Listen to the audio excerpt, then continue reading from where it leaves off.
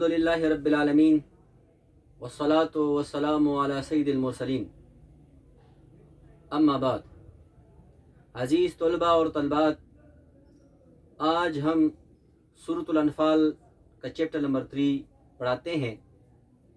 اس chapter میں 8 آیات مبارکہ ہیں اور سب سے پہلے ترجمہ پڑھاتے ہیں، پھر الفاظ معنی اور پھر کویسچن آنسر۔ تو اس چیپٹر میں 7 کویسچن آنسر ہے۔ سب سے پہلے آئیے ہم ترجمہ پڑھاتے ہیں اور امید رکھتے ہیں کہ انشاءاللہ تعالی آپ ثواب کی نیت سے غور سے سنیں گے۔ ترجمہ شروع کرنے سے پہلے وہی گزارش ہے کہ چینل کو سبسکرائب کرے، لائک کرے اور اس ویڈیو کو آگے شیئر کرے تاکہ زیادہ سے زیادہ لوگ اس سے مستفید ہوں۔ اعوذ باللہ من الشیطان الرجیم، بسم اللہ الرحمن الرحیم۔ یا ایہا الذین آمنوا، اے ایمان والو، اطیعوا اللہ، اللہ تعالیٰ کی اطاعت کرو، ورسولہ، اور اس کے رسول کی، ولا تولوا عنہ، اور روگردانی نہ کرو اس سے، وانتم تسمعون، حالانکہ تم سن رہے ہو، ولا تکونوا کالذین، اور نہ بن جانا ان لوگوں کی طرح، قالوا، جنہوں نے کہا، سمعنا، ہم نے سن لیا، وہم لا يسمعون، حالانکہ وہ نہیں سنتے۔ ان شر الدواب، بے شک بدترین قسم کے جانور، عند اللہ، اللہ تعالیٰ کی نزدیک، الصم البکم الذین، وہ بہرے گونگے لوگ ہیں، لا یعقلون، جو کچھ سمجھتے نہیں۔ ولو علم اللہ، اگر جانتا اللہ، فیہم، ان میں، ان بدبخت کافروں میں، خیرن، کوئی بلائی، لاسمعہم، تو انہیں ضرور سنا دیتا اللہ اپنی احکامات کو۔ ولو اسمعہم، اگر انہیں سنا دیتا، قبولی حق کے استعداد کے بغیر، قبولی حق کے استعداد کے بغیر اگر انہیں سنا دیتا، لتولوا وہم معرضون، تو پیٹ پیر دیتے روگردانی کرتے ہوئے۔ یا ایہا الذین آمنو، اے مومنو، اے ایمان والو، استجیبوا للہ وللرسول، لبیک کہو اللہ اور اس کے رسول کی پکار پر۔ استجیبوا، حکم مانو، للہ، اللہ تعالیٰ کے، وللرسول، اور رسول اللہ صلی اللہ علیہ وآلہ وسلم کے، اذا دعاکم، جب وہ تمہیں بلائے، رسول تمہیں بلائے، لما یحییکم، اس امر کی طرف، اس کام کی طرف، یحییکم، جو تمہیں زندہ کرتا ہے، جو تمہیں زندگی دیتا ہے، وَاعْلَمُوا، اور خوب جان لو، ان اللہ، کہ بے شک اللہ تعالیٰ، یحول، حائل ہو جاتا ہے، بین المرء وقلبہ، بندے اور اس کے دل کے درمیان، وَأَنَّهُ، اور اسی کی طرف، الیہ، وَأَنَّهُ، اور بے شک اللہ تعالیٰ، الیہ، اسی کی طرف، تحشرون، تم جمع کی جاؤ گے۔ واتقوا اللہ، واتقوا، اور ڈرتے رہو، فتنۃ، اس فتنے سے، لا تصیبن الذین، کہ نہیں پہنچے گا صرف ان لوگوں کو، ظلموا، لا تصیبن الذین، نہیں پہنچے گا ان لوگوں کو، ظلموا، جو ظالم ہے، منکم، تم میں سے، خاصتاً، خاص کر، صرف اور صرف ان لوگوں کو نہیں پہنچے گا بلکہ غیر ظالم بھی اس میں شامل ہو جائیں گے۔ وَاعْلَمُوا، اور خوب جان لو، ان اللہ، کہ بے شک اللہ تعالیٰ، شدید العقاب، سخت عذاب دینے والا ہے۔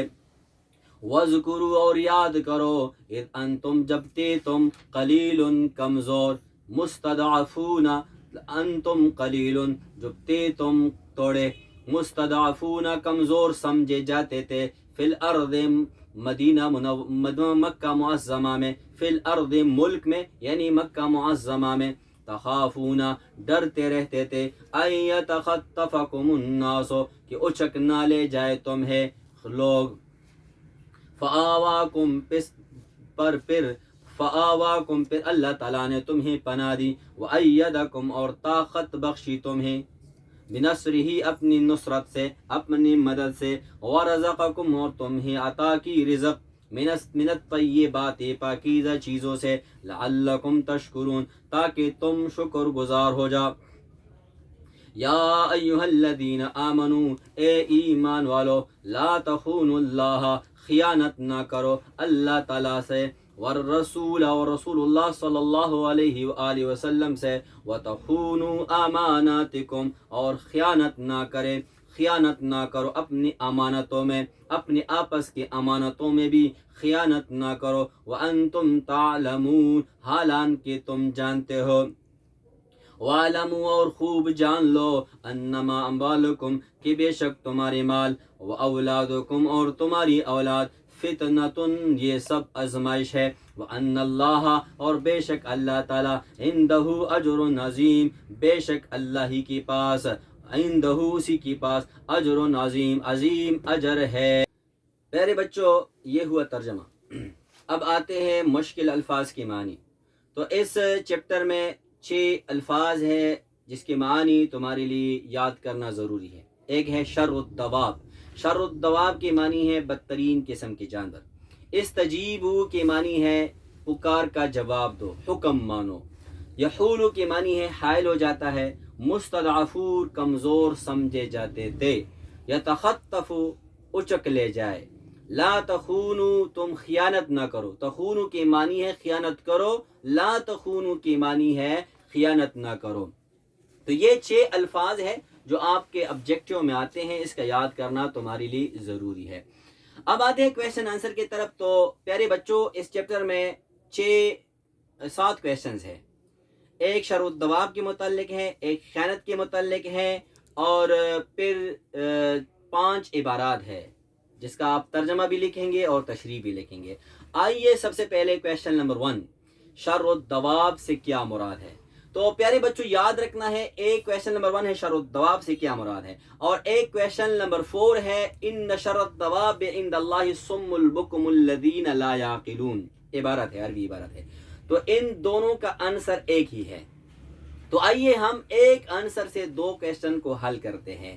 سب سے پہلے آپ لکھیں گے شر الدواب اور ارشاد باری تعالیٰ ہے ان شر الدواب بے شک بدترین قسم کے جانور عند اللہ الصم البکم الذین لا یعقلون اللہ کی نزدیک وہ بہرے گونگے لوگ ہیں جو کچھ سمجھتے نہیں. یہ کویشچن نمبر 4 کا جو عبارت ہے اس کا میں نے آپ کو ترجمہ پڑھایا.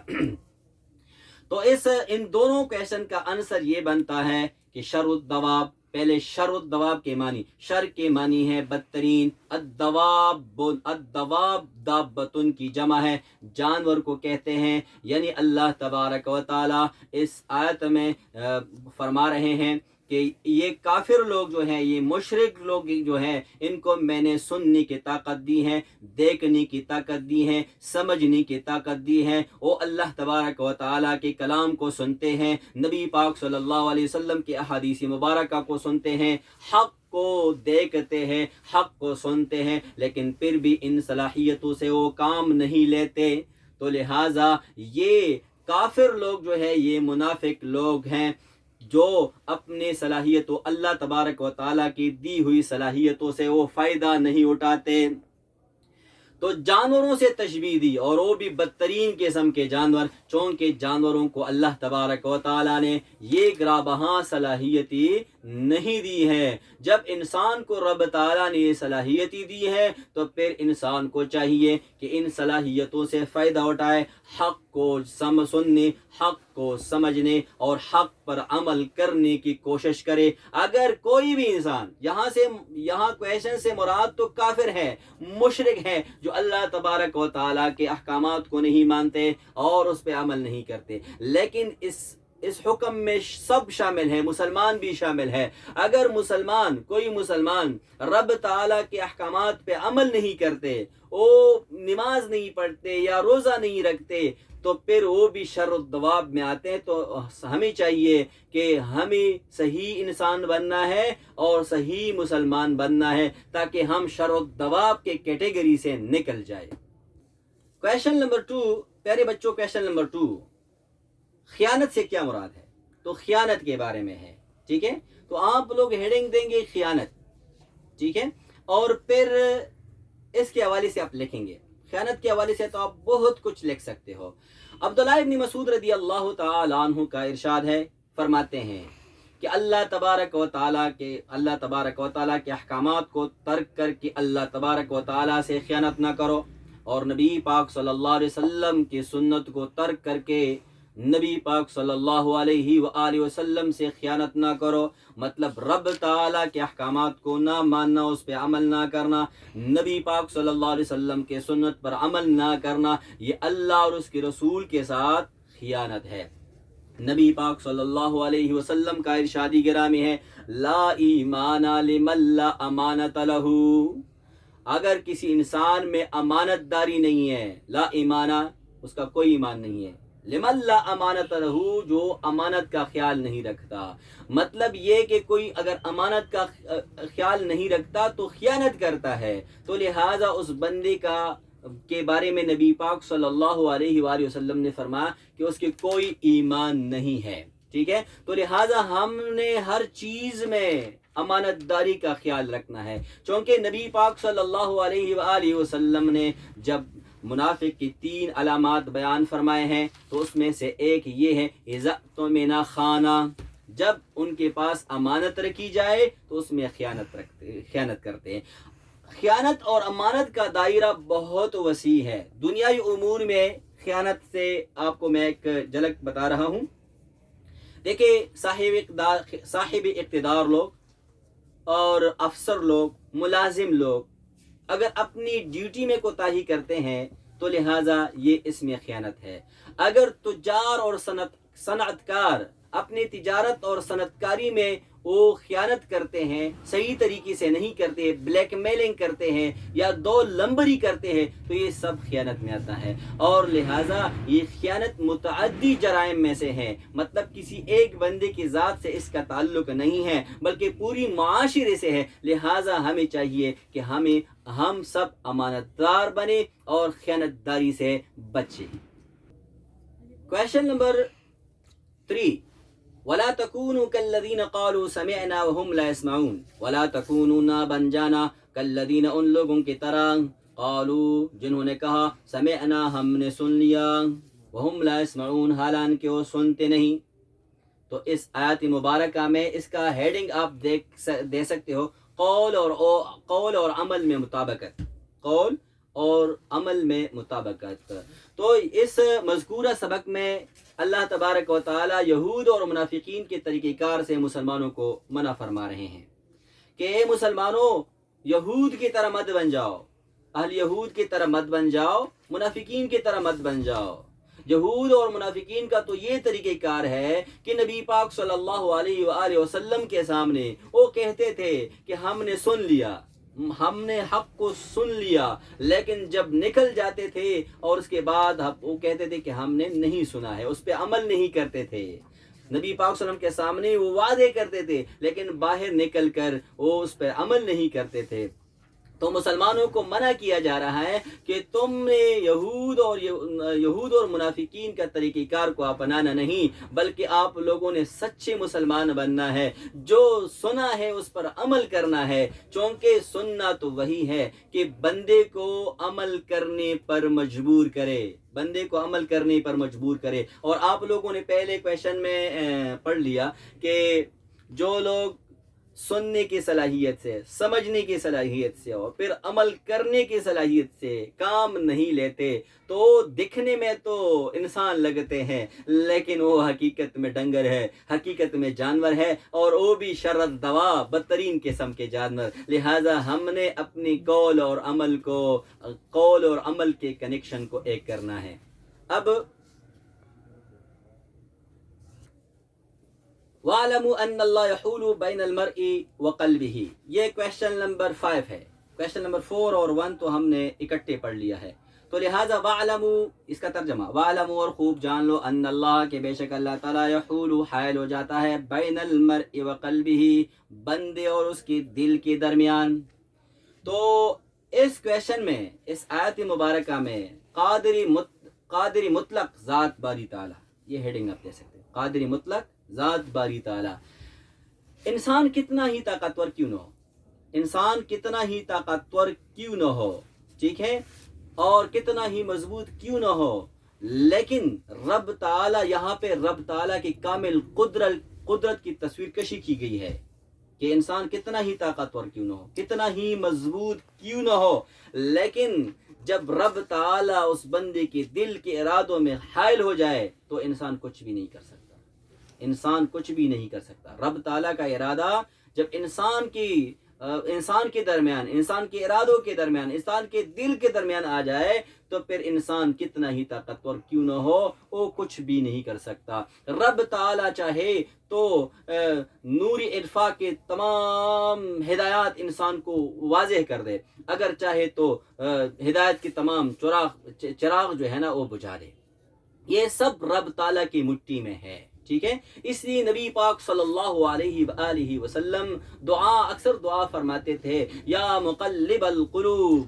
ثبت قلبی علی دینک، اے دلوں کو پھیرنے والے رب، اے دلوں کو پھیرنے والے رب، میری دل کو اپنی دین پر ثابت قدم رکھے، ٹھیک ہے۔ تو یہ ہو گیا کویشچن نمبر 5، اور اب آتے کویشچن نمبر 6 کی طرف۔ وَاتَّقُوا فِتْنَةً لَا تُصِيبَنَّ الَّذِينَ ظَلَمُوا مِنْكُمْ خَاصَّةً، وَاتَّقُوا ڈرتے رہو، فتنتاً اس آزمائش سے، لا تصیبن الذین کہ نہیں پہنچے گا ان لوگوں کو، ظلموا جو ظالم ہے، منکم تم میں سے، خاصتاً خاص کر، صرف خاص ان لوگوں کو نہیں پہنچے گا بلکہ اس میں غیر ظالم بھی شامل ہو جائیں گے۔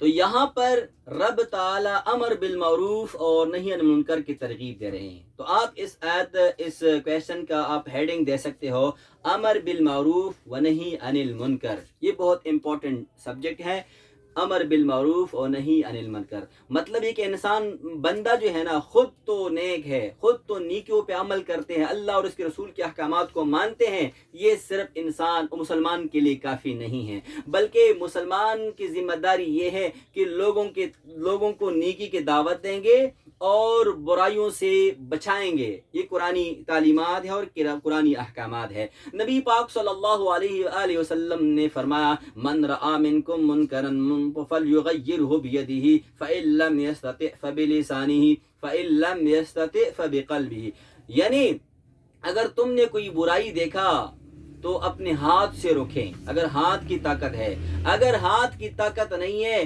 فبلسانہ اپنی زبان سے، اگر زبان کی بھی طاقت نہیں ہے فبقلبہ اپنے دل سے اس کو برا جانے، وذالک اضعف الایمان، اور یہ کمزور ترین درجہ ہے ایمان کا۔ مطلب یہ کہ امر بالمعروف و نہی عن المنکر یہ بہت امپورٹنٹ ہے۔ آپ لوگوں نے سنا ہوگا کہ بنی اسرائیل میں ایک گاؤں کے حوالے سے اللہ تبارک و تعالیٰ نے جبریل امین کو فرمایا کہ جاؤ اور اس پہ یہ گاؤں کو لٹا دے، مطلب یہ کہ اس کو ختم کر دے، تباہ کر دے۔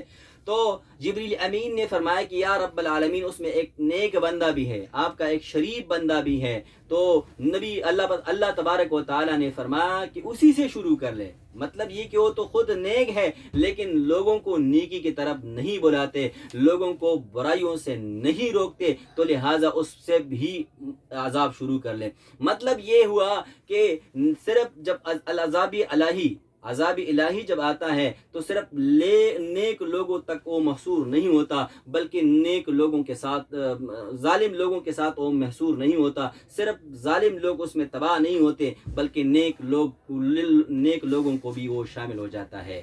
تو یہ ہوا کویشچن نمبر 6، اور اب پیارے بچوں کویشچن نمبر 7 یہ آخری کویشچن ہے، ترجمہ سن لیں۔ وَاعْلَمُوا أَنَّمَا أَمْوَالُكُمْ وَأَوْلَادُكُمْ فِتْنَةٌ وَأَنَّ اللَّهَ عِندَهُ أَجْرٌ عَظِيمٌ۔ وَاعْلَمُوا خوب جان لو کہ بے شک تمہارے مال، تمہارے اولاد یہ آزمائش ہے اور اللہ ہی کے پاس اجر عظیم ہے۔ تو پیارے بچوں کویشچن نمبر 7، وَاعْلَمُوا أَنَّمَا أَمْوَالُكُمْ وَأَوْلَادُكُمْ فِتْنَةٌ وَأَنَّ اللَّهَ عِندَهُ أَجْرٌ عَظِيمٌ۔ وَاعْلَمُوا اور خوب جان لو، انما اموالکم واولادکم کہ بے شک تمہاری مال اور تمہاری اولاد آزمائش ہے، وان اللہ عنده اجر عظیم اور بے شک اللہ ہی کے پاس اجر عظیم ہے۔ تو یہ ترجمہ ہوا، اور تشریح اس کا یہ ہے کہ مال اور اولاد آزمائش ہے، ٹھیک ہے، آزمائش مال اور اولاد۔